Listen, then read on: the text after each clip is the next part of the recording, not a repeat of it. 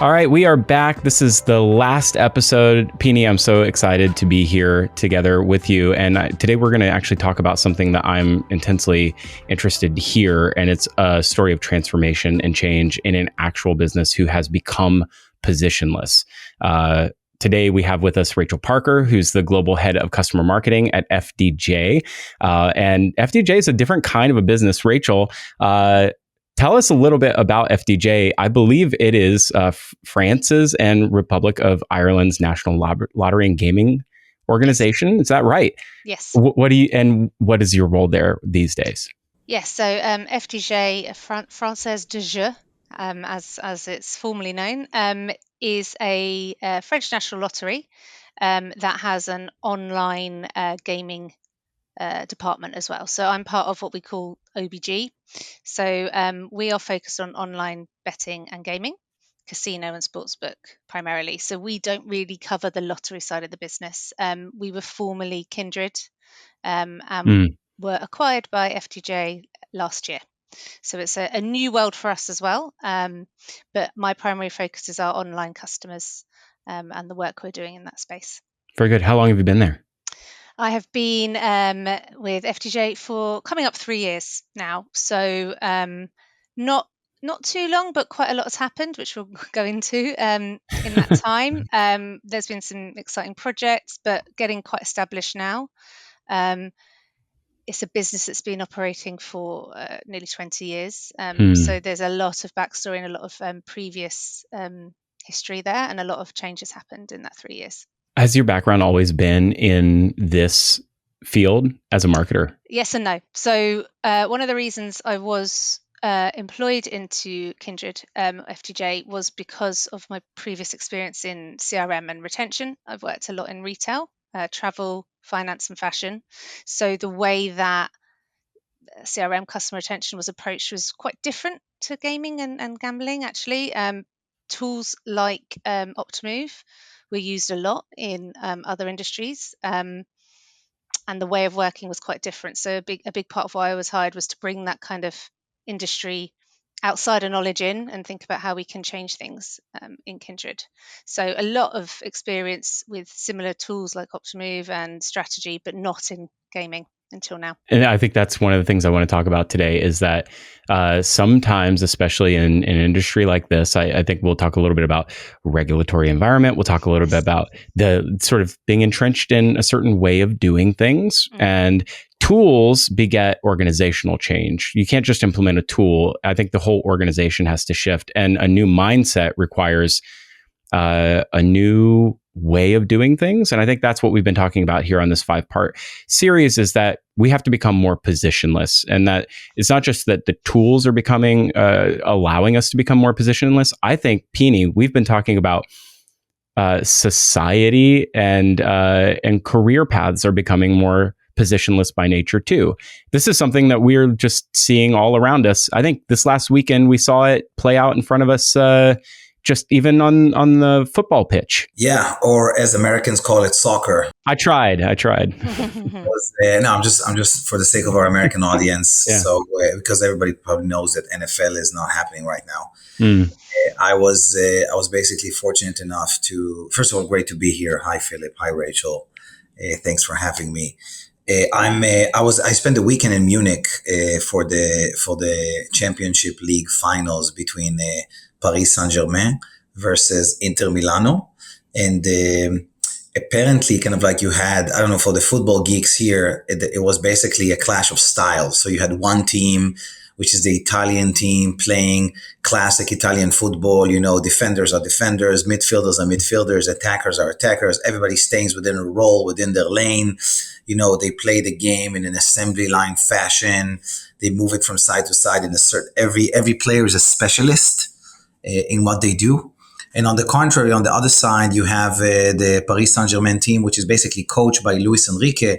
Luis Enrique was one of the predominant players of Barcelona in the great days of what started before with Cruyff and then Van Gaal and then Pep Guardiola and all of these players. They all share the same philosophy of total football, which is a philosophy of like the tiki-taka type of play in Barcelona. Basically, players always change positions. They always switch. They need to know a lot of things. They need to know the game in a deeper fashion. Attackers can defend, defenders can attack. A left defender can be on the right side, and vice versa. It depends on how the game flow and how they adapt. And it was basically funny because both teams got to the finals. Both teams defeated great opponents. And ultimately, I'm happy that kind of like the positionless approach or the total football approach eventually won, because Paris won 5-0, which was amazing, Wow. an amazing win for versatility and for this kind of like fluid, positionless type of approach. And Rachel, I have to believe that when you came in, that things weren't so fluid and agile when you came into Kindred, right? No, much more of the Italian football style, I suppose, if we're going to liken it. Now we're more of a PSG.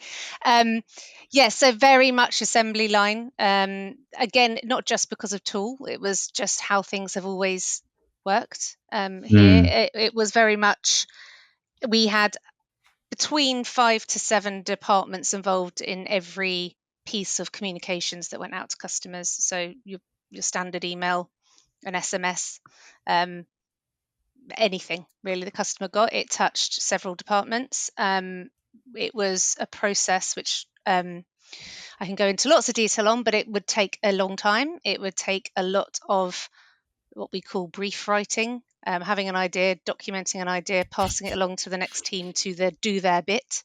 Then it would have to go through a final team for execution and a final team for QA. So the actual idea, the person that had the idea would not have any tangible interaction with that campaign at all at any point. So it was lengthy. It was prone to mistake. It's created a world where things like testing were very difficult because it involved even more people and even more time. And it was not what I would call a usual experience that I've had working in retention in the past. That's not how I've seen businesses operate, certainly agile ones. So, we can go into more detail, but essentially we've moved away from that assembly line now, and now we have one team, one role, often one person that's delivering end to end. We still have expertise in certain areas, particularly things like creative. We do need someone that's got that kind of creative ability, and not everyone has the eye, but there's definitely ways that we've improved how we work and got away from that assembly line. So I think we sort of started at the beginning where Yes. There's an organization, I would say like a mandate, maybe somebody that's somewhat visionary that decides that we need to modernize or we need to become more agile. Like there's something that needs to shift for us to meet the demands and the needs of a customer, and maybe the shift in the way that our customer wants us to meet their needs. So we need to bring in this talent, or we need to bring in someone from the outside who has this ability. You come in. How do you actually bring about the change management to get the organization from where it is today to where you see it able to get to tomorrow? Because I don't think that that's just implementing a software product. Absolutely not. So it's been a 3-year journey. For me, it's still going. We had a few goes. We've had a few iterations. We've had a few different structures, a few different tools, a few different processes, lots of different people over the time. So it's not a simple task. I mean, just to jump in, you probably didn't come in and say like on day one, hey, everybody, we're not going to have titles or roles anymore. No, because that's not really what it is. No, right. No. So essentially the principles were, we need to become more agile. We need to make sure that it doesn't take 6 weeks or 6 months sometimes to go from idea to customer's inbox. And how's the best way we can get there? So one of the obvious identifiers was assembly line. That's not going to work. We've got too many people involved. How do we improve that? Another indication of what needs to change was tools. How do we simplify tools, bring something in that's a bit more user-friendly? Because another reason why we needed all those departments were the tools we had, a lot of them were internally built or very complex to use. So that meant your average CRM manager, whether they'd been in the business or coming from elsewhere, wouldn't be able to use those tools. So that was another focus and change. And then it came down to strategy. So strategically, what do we need to also change to make sure that we can move ourselves along into a more agile way of working, and also a better experience for customers and increasing our KPIs. So we spent a lot of workshopping. We had some support from agencies externally. We had a couple of iterations, like I said, of different operating models to see what would work. The biggest learning is to be flexible and understand if you try something and it doesn't work, learn from the failure, try something else, adopt a new way, and not be too rigid in your approach. And we pretty much, when we onboarded Optimove 18 months ago now, was when we decided that we needed to go into essentially a function controlling end-to-end delivery and using a simple UI interface with Optimove to be able to do that. So that was ideas, building a campaign, reporting on the campaign, testing and learning from that campaign, and giving one person the capability to do that. And that came with Optimove, but also our learnings along the way of trying to replace different points of the tools or different areas of the process wasn't enough. We needed to be a bit more extreme, a bit bolder. And that's where we got to 18 months ago. Even bolder. So how do you, I assume people were on board, but how do you get them excited to make the move? Yes. So there's a couple of things. Because we've had a few goes at restructure, there was certainly an element of fatigue, to be honest, 18 months ago. And we took a few different approaches. Number one was to bring as many people into the kind of Optimove bubble as possible. So we had our customer success managers come in, do a workshop with lots of key stakeholders in the team, ask people to input what their hopes and dreams and visions of success were across the team, understand what our pain points were, and build out a plan that kind of involved them, brought them in on it, and made them feel like part of the story. We also sold it in. My colleague Georgie, who isn't here, he sold it in very well to the business as part of the overall enabler for the business strategy, and it still remains now. As part of our CEO's updates, Optimove is a key pillar to the business strategy. So that was key, bringing the whole business into the story, not just the team. Then the team felt like there was something really important as well. It's like executive sponsorship is always key. Exactly that. That executive sponsorship. We had local market sponsorship. They were excited. We had the team sponsorship. The teams felt part of it. And then another big key moment that I wanted to highlight was actually Optimove Connect. Not this year, the year before. So that was at the beginning of our journey. And it's quite a funny story, really, when we went back to our CSM and asked for something like 50 tickets, and we said, look, we want to bring as much of the team to this event. Wow. We want them to hear and feel and see what other people are doing, and that was a massive step for us, because they came back from that hearing about positionless marketing for the first time, being very excited about what they'd seen and wanting to be a part of it, and it sold that dream for that kind of quite lengthy and at times difficult process we were going through, feel like that was worth it. And then when we went back this year, they could see the benefit, and we were speaking and they were actually part of the story, and they could tell other people what they've achieved. So that was really a big part of it, and we had 40 tickets again this year. So incredible. Is there a notion of, because you're telling a story that, like, typically, and I know FDJ United, what used to be Kindred, is a business of many, many years. So I'm sure it did had its own share of politics and also its own share of like old guard. And then you're explaining how all of a sudden, probably most people listening to this would think, wait, like I could never persuade the old guard to accept something like this. But you're saying, telling a story that all of a sudden like 50 people from new and old guard came into this event, and then all of a sudden all of them are supporting. Like, how do you do that? It's really hard to persuade old guard, because they, a lot of time, right, they have a fear of change, or even sometimes job security. Maybe they're afraid that like this would not make them as necessary as they were before.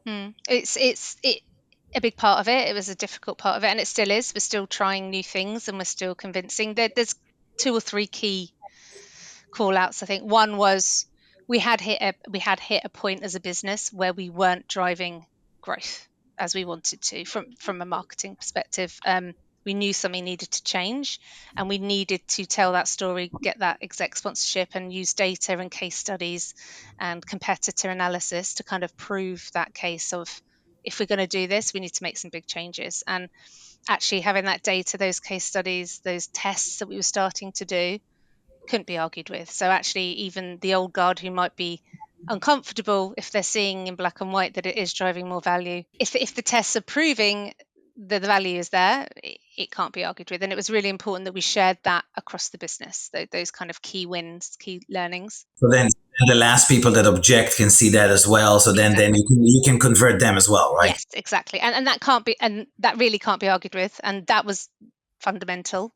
And the other was being honest. We have Peakon internal surveys. We have, job satisfaction internally, where people are asked to talk about each quarter how they're feeling, the satisfaction. And there was proof there that people weren't happy with that assembly line model. No one felt that their career progression was going anywhere. No one felt like they were learning.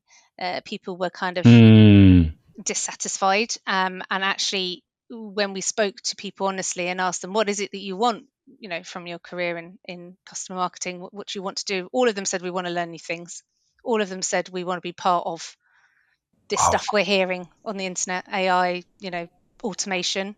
No one said they didn't. So that's how we kind of then got them, this is your opportunity. So you're on. If you want that, if you don't want that, that's fine. You're not on the bus, but that's a different conversation. So that was a big part. Rachel, that was like an anonymous survey that you did? We do them every quarter. So every quarter there's satisfaction, and there's often commentary. And what we were finding is that our scores were decreasing time over time. And it gets to a point where you have to identify why. And when we started to have the more personal conversations around that, that was the common feedback. Wow. And that's not a business anyone wants to work in if your team are consistently unhappy.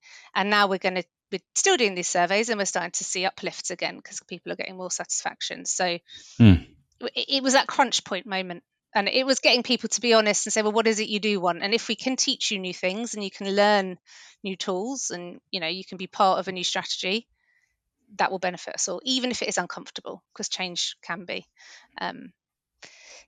So we've it's been tough. It was a tough year, but luckily there's superstars out there that made everyone feel inspired. It's kind of a paradox, right? Because on one hand, nobody wants to be in a box, and the human nature is to broaden and to learn new things. Like, I don't think there's any person who's going to tell you, no, I don't want to. Of course, it's hard and it's not always easy, but everybody wants to basically expand their creativity and kind of like. But then again, sometimes they're against change and risk averse and job security. So it's kind of like a little bit of a paradox happening there.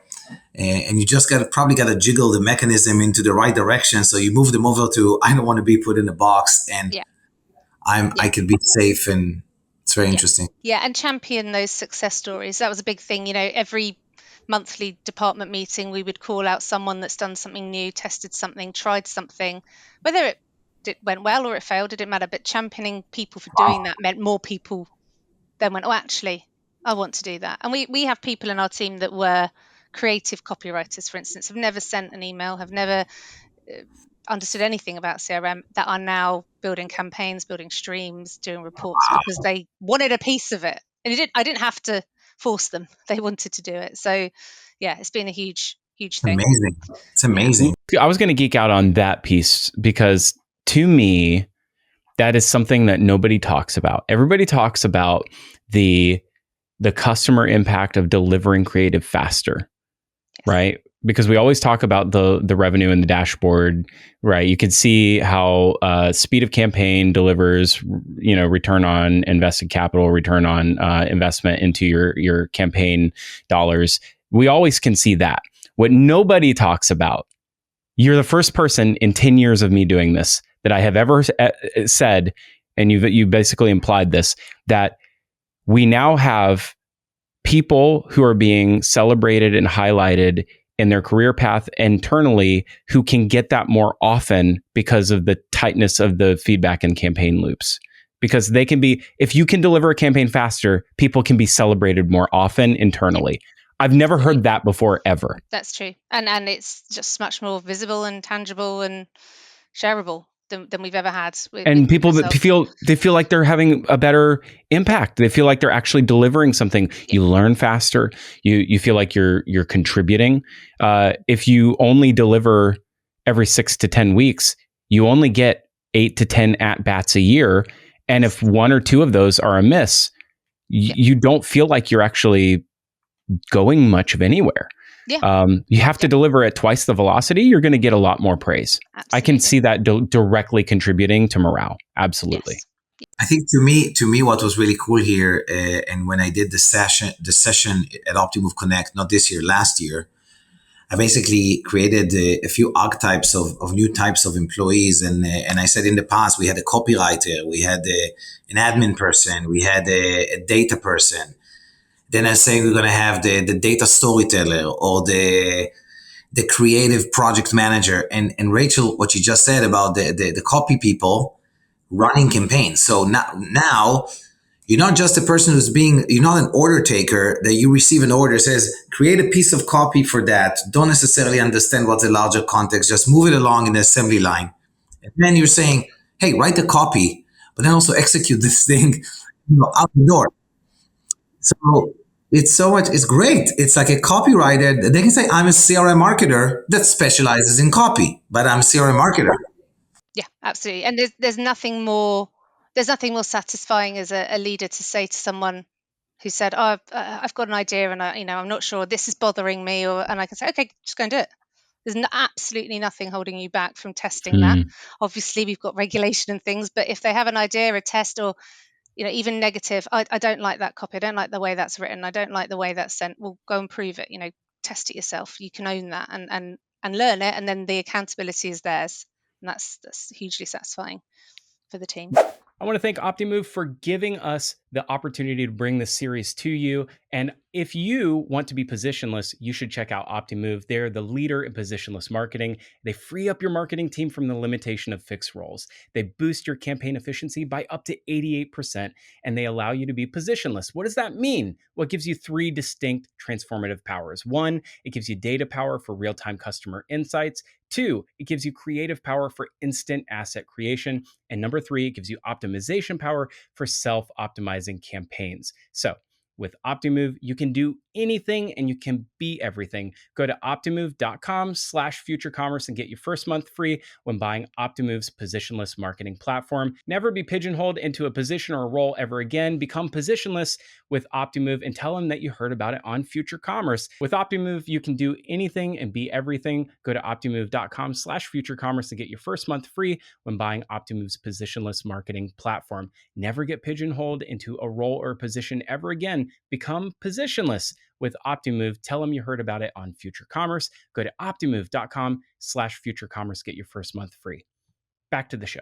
I do want to get into a couple things. So this sounds exciting. It's been a few year journey. Let's talk about measurements. What were your specific measurements or KPIs of like impact? I'm sure growth is definitely one of them. We talked a lot about internal measurements.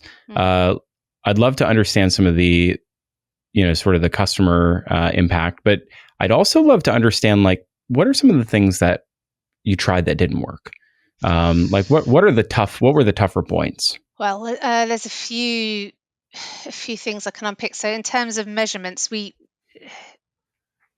had phases and we're going through the phases now. Phase 1 was establishing the right tool and the organizational structure.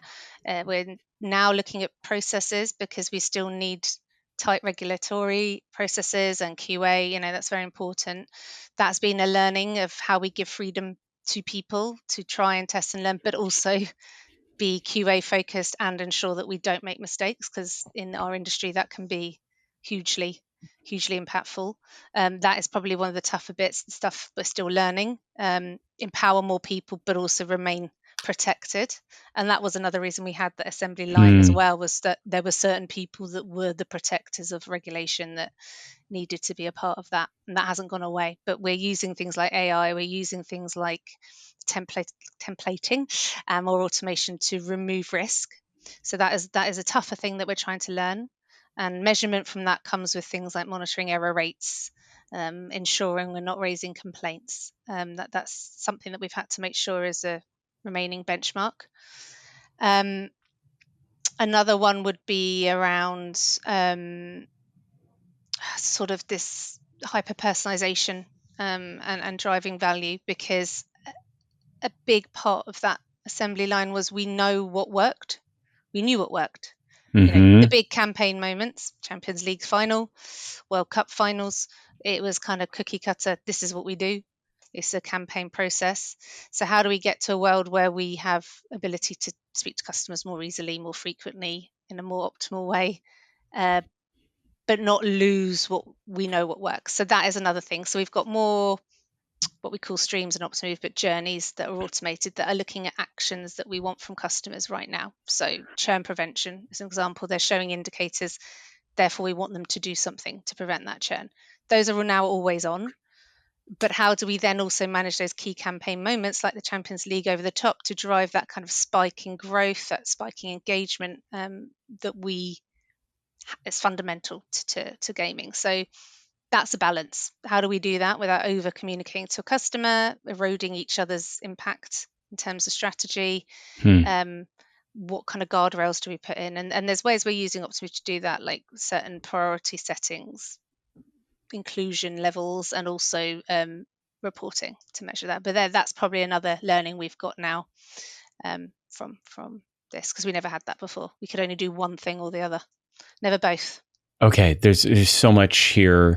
This is so very rich. I really appreciate the level of depth. If you were looking out into the future, like what's coming next? Now that you are, would you say you're fully positionless? Or how if not, how do you get there? Are you ever truly fully positionless? Because I think that's another question other people have had as looking at the series. I would say from a customer retention, yes. Actually, from where we were, yes. We haven't had, phrase this right, but we've had to do additional things to get there. So for instance, we now have a self-serve creative tool that is built by our creative departments, that have the brand guidelines built in, that have templates built in, which allows my journey managers and retention managers to create stuff within protected guardrails, so they don't create a flashing pink logo unnecessarily, as an example. But that has allowed them to be positionless in terms of creative. Again, with rewards and generosity, that's a complex tool. So we're looking at how we improve that tool so that marketers can do that themselves. So yes, we are positionless, but we have had to do lots of additional things to get us there. But we see the value in it, so it's worth that effort internally to build those additional components to support it.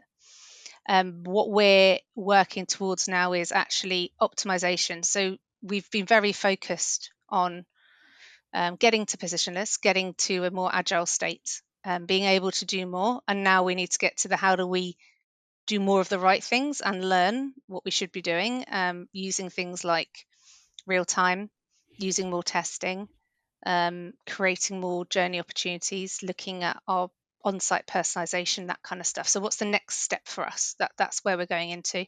That creates more positionless, because now my team can look at things like recommendation engines on site and have some influence, whereas up to now that was the remit of the data science team or the engineering product team, and that's something we could never dream of influencing, and now we can. So we're getting even more positionless. Pini, on you get the benefit of seeing lots of organizations who have sort of adopted this mentality, not just the software suite, but having sort of made the organizational shifts. When you look at Rachel's story, how common or uncommon is their success? What do you think about their journey? I think the reason myself and Optimove are going so hard with this idea of positionless, it's because we believe it's who we've always been, but also today with the AI revolution, it's being accelerated and expedited. So we've always been a company that allowed marketers to have access to rich data. We always believed that they should do research themselves. We've always believed that assembly lines are not good, but it depended on the business. Some businesses adopted that philosophy more than others. I still think that at the size of FDJ United and at the complexity and age of that business, what they did is pretty remarkable. I don't think it's something that you see every day. Even in my career, I haven't seen. I have seen. I have seen success studies, but case studies and success stories, but not at this scale.